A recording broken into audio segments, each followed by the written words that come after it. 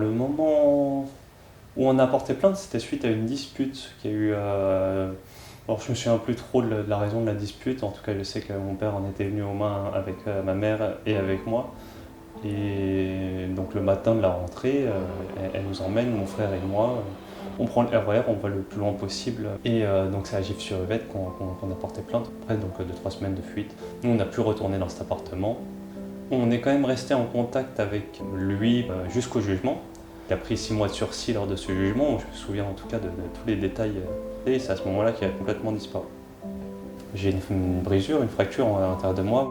Et donc quelques jours après le jugement, je vais voir ce psy. Il me dit non, toi tu ne sors pas de mon cabinet, on va t'emmener aux urgences, t'es trop dangereux pour toi-même.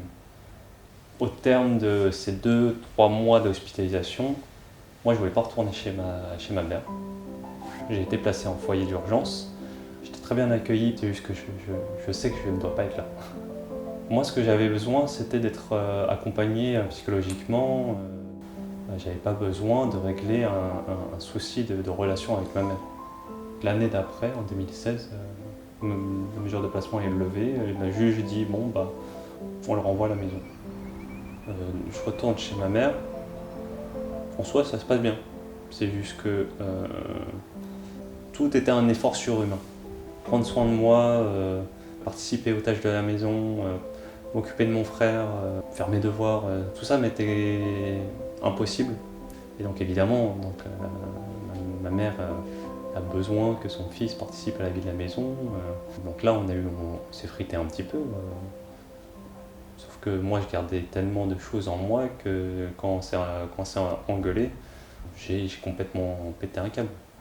Quand j'ai croisé le regard de ma mère lors de cette dispute, j'ai vu que dans ses yeux, elle ne me voyait pas moi, mais elle voyait mon père. C'est d'ailleurs, je pense, mon seul et plus grand regret que j'ai avec ma mère, en relation avec ma mère, c'est cette dispute. Je l'ai eue donc quelques mois après la mesure de la levée du placement. Et dans l'urgence, il y a eu une deuxième mesure de placement. Pendant plusieurs mois, j'étais tout seul, quoi. On ne pouvait plus me recentrer sur moi. Je me suis ouvert aux gens qui avaient au foyer, que ce soit les éducateurs ou mes camarades. Et c'est là que j'ai rencontré un ami qui m'est très cher, qui s'appelle Ahmed, et qui avait 1 ou 2 ans de plus que moi, et qui m'a pris sous son aile. C'était un petit peu comme un repère masculin, comme un grand frère. En fait, voir des gens qui ne sont pas de ton pays d'origine, qui viennent et qui te montrent qu'ils veulent s'en sortir, qu'ils veulent vivre, tu te remets un peu en question, tu relativises, tu te dis bon, je vais peut-être pas faire les conneries d'aller vendre de la daube à je sais pas qui. Je pourrais plutôt prendre l'exemple sur ces gens qui ont eu envie de s'en sortir dans la vie, quoi, tout simplement. Depuis mon premier placement au foyer, je suis suivi par le même psychologue. Le suivi s'est jamais arrêté, donc avec lui je parlais énormément. Et ce psychologue, à un moment, il a dit en réalité, toi tu as besoin d'être soigné. Il a fait des démarches pour que je sois interné. La semaine je suis à l'hôpital, le week-end je suis au foyer. À aucun moment je retourne chez mes parents en tout cas, enfin chez ma mère. En fait j'étais même plus du tout dépendant de ma mère. La distance qui a été mise, la distance physique m'a permis d'aller mieux tout simplement. Donc c'est à ce moment-là que j'ai pu me reconstruire tout simplement. Enfin, je commence à prendre soin de moi, me projeter, on va dire. À mes 18 ans, le foyer à Stalingrad, c'est fini. La juge dit bon bah si tu restes à l'hôpital, de toute façon, on ne peut pas te donner l'aide aux jeunes majeurs. Le placement est fini. Donc, tu te sens un peu laissé à l'abandon. On se disait que j'allais de mieux en mieux, que bientôt j'allais en tout cas quitter l'internat. Le Covid a tout bousculé. C'est simple, lorsqu'il y a eu le confinement, tous les patients sont retournés chez leurs parents. Un jour, j'ai reçu un courrier, ah bah c'est la fin de ton hospitalisation. Je suis même pas retourné à l'hôpital voir le médecin avec qui normalement j'avais un entretien pour dire c'est fini. Moi, je m'attendais quand même à un suivi, au moins psychologique, après. Le Covid et le confinement, j'ai très mal vécu. Ça veut dire aussi reprendre les habitudes d'une vie familiale que j'ai complètement délaissée. Enfin, moi, ça faisait des années que je ne vivais plus chez ma mère. Je suis parti, j'avais 14 ans, je reviens, j'en ai 19.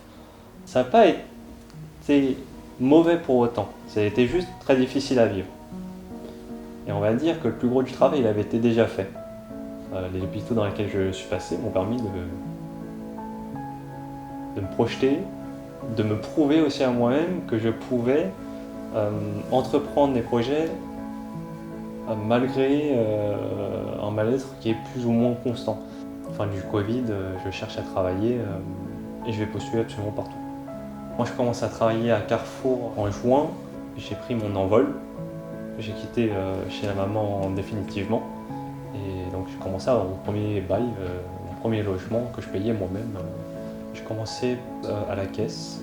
Et puis ensuite, je suis passé en rayon. J'ai commencé à gérer les stocks, commencé à gérer les commandes. Petit à petit, on me donnait un peu plus de responsabilités.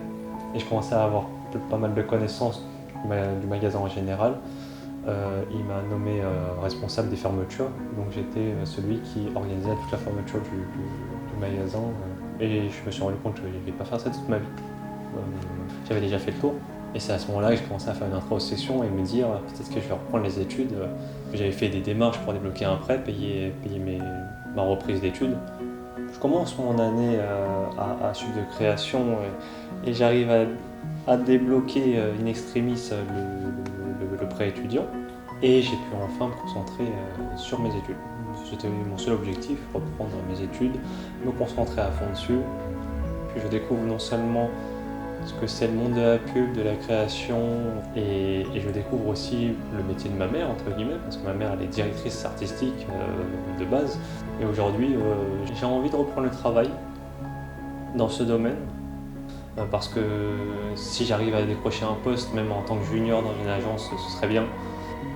On pourra dire ce qu'on veut sur la société, sur les aides qu'il y a mis en place, etc. Mais moi, c'est les autres qui m'ont sauvé. C'est pas moi qui me suis sauvé.